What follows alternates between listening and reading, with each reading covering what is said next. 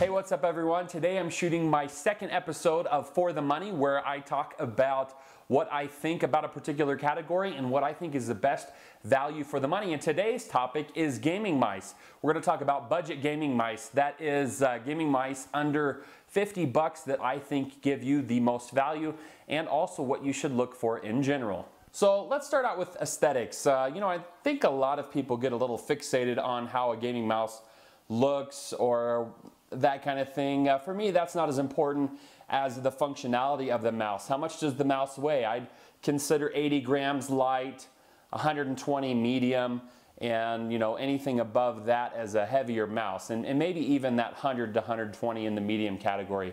A lot of mice come with weight tuning where you can insert additional weights in the front, bottom, wherever. They really go any place, but for me, the ideal mouse is what feels comfortable in my hand. So having that weight tuning and taking a light mouse to a heavier mouse can be really important and can add some precision in terms of how you handle the mouse and how that mouse then glides over a particular surface. That being said, a lot of times you can find a mouse that's right for you without weight tuning, and then you don't have to really deal with all that. For me, I like a mouse that's around 100 to 120 grams. I don't really like to go any heavier, any lighter. That's perfect for me. For you, it's probably going to differ, so you'll need to try it out and test a few out to see exactly what's right for you. A lot of the gaming mice in today's market come with braided cables, and what do I think about braided cables? Well, I end up chopping them after, it seems like just about every braided cable I have, I end up cutting eventually because it gets tangled. So I think there's a little bit of a misnomer out there that if you get a braided cable, it's not going to tangle. That's not necessarily true. That being said, braided cables do look nicer and feel nicer and seem to tangle less. So, and they don't feel as cheap as just those rubber cords. That being said, for me, that's not really a deal breaker. Okay, so programmable buttons, a lot of MMORPG mice have, 10, 20 buttons, whatever. Standard mice have like 7 to 9. You know how I like my programmable buttons? Just out of the way. As long as the programmable buttons don't make the mouse feel uncomfortable, I'm perfectly fine with that. I maybe use the occasional button when I'm playing an FPS game, but even when I'm playing like an ARPG, like a Diablo 3, I use my keyboard. And so for me, comfort is the most important thing. So there's a couple things that add to the comfort of the mouse that you're going to pick.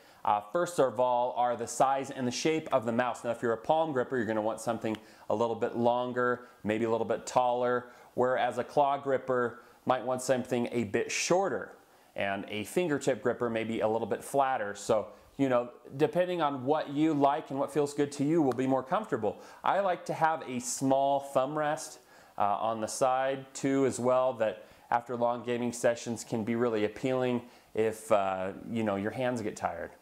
Okay, so now let's talk about a little bit of a sensitive subject for some of you, and that is DPI. DPI is dots per inch, and that's really a measurement of sensitivity, how fast your mouse can move across the screen. Just because a mouse has more DPI, that doesn't mean it's more accurate. In fact, if gaming mice have like too much DPI, sometimes that actually can take away from them. So, generally I think you're good if you have a gaming mouse anything above 3600 DPI, and I think that applies to most people that use a standard 1080p resolution. Maybe if you're using a higher resolution, you want to get something higher than that, but I personally don't ever use anything over 2000 DPI, and I regularly stay at about 12 to 1600 when I'm browsing, and that 8 to 1200 area when I'm gaming. Okay, so if you're an FPSer, where you should get picky and be a little bit choosy about the mouse that you pick is when it comes to the sensor. And that is because you need to worry about things like angle snapping and built-in acceleration. What do I mean by angle snapping? I mean like the prediction in the mouse. You try to draw a straight line and it finishes for you. That can be detrimental to you in an FPS type games. You see that type of prediction generally with laser sensors and not the optical LED ones. Okay, so that brings me to my next point, optical versus laser sensors. And while you can turn off angle snapping in a lot of cases nowadays, and the prediction A lot of times laser sensors are just less accurate. And I'll put some links in the description below if you guys really want to dive into this. But if you want the most accurate mouse on the market, i.e. if you're doing FPS games, okay, you want something that is an optical LED sensor rather than a laser one. That being said, a lot of time if you're playing like an RTS or an ARPG game, a laser, you see them advertised as laser grade gaming sensors. Those sensors are perfectly fine for your ARPGs and even RTS games, and sometimes people even prefer to have acceleration built in, and there are a lot of mice out there where you can actually adjust that acceleration. Okay, so again I want to mention that I'm putting links in the description below where you guys can do more research on this and actually send you to a list that has most of the gaming mice on the market and their sensors listed as well. But I wanted to talk about, again, 4 gaming mice I'd really recommend in the budget area. The first is the Razer Death Adder right here.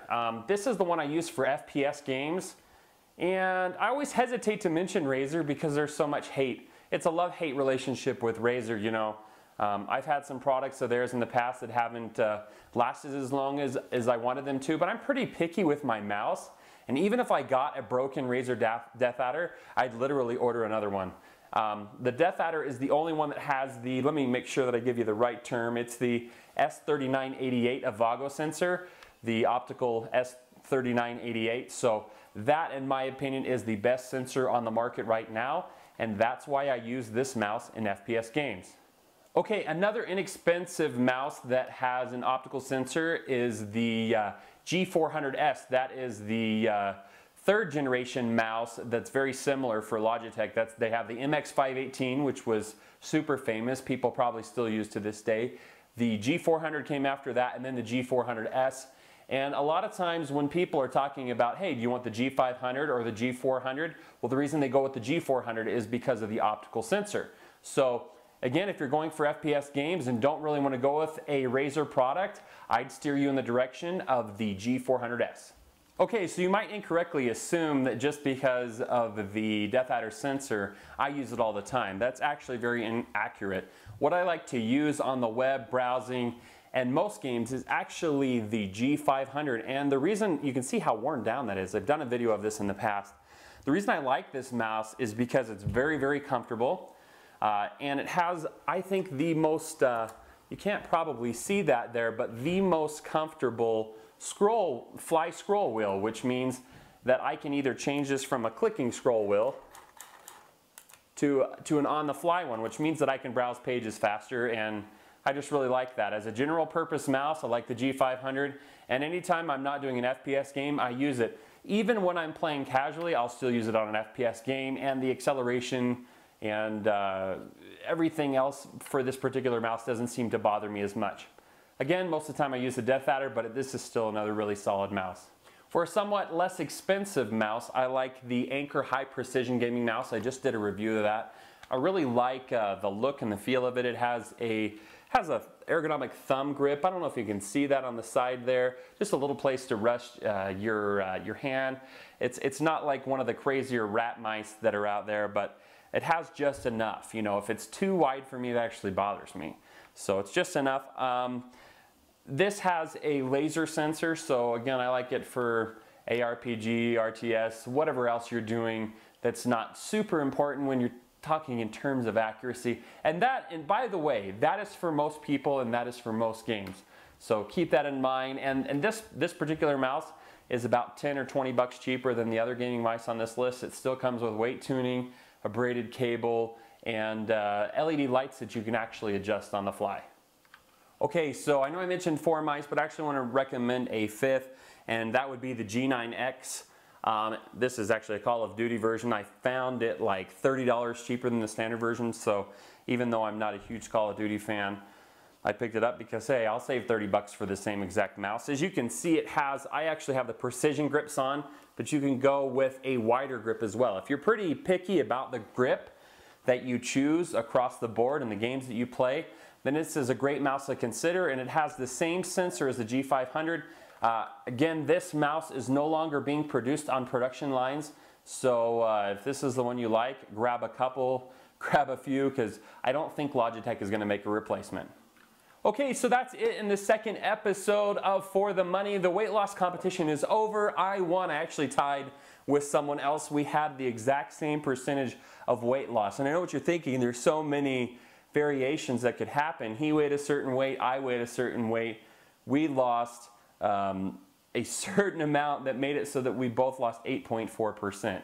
So we decided at that point, hey, do you want to take it another decimal? We both decided to share the pot of gold, i.e. the gift cards that other people gratefully donated to us in this pot. And it was a really good time. I'm going to keep going with it. You know, when you have to look at your face in a camera each and every single day, that is like the #1 motivation. It's easy to go eat pizza and whatever you want, but when you got to look at yourself in the camera and know that somebody else is staring right back at your big mug every single day, that's motivation to go and lose weight. Hopefully you guys like this video. The more likes and subscribes we get, the more likely I'm able to go to manufacturers and say, hey, the people that come to my channel, they want to look at what you have to offer, and I want to be able to offer an unbiased approach to that. Hopefully I can avoid taking on a sponsor as long as possible, because that just means that I can be unbiased. And when you guys come to this channel, I want that to be a big part of the reason you come here, because you get somebody that is just going to say their opinion about whatever they come across. Again, your likes and subscribes help me do that. Follow me on facebook.com/top10gamer. You can ask me a question there too. If it takes me a few days to get to your question at this point, understand that often I wake up, you know, with 5 or 6 or 7 questions that are pretty extensive. You know, you guys are smart consumers, and I can tell that when you come and ask me a question. A lot of time I have to go spend, you know, a half hour on that question. So anyway, if I don't get your question right away, that's why.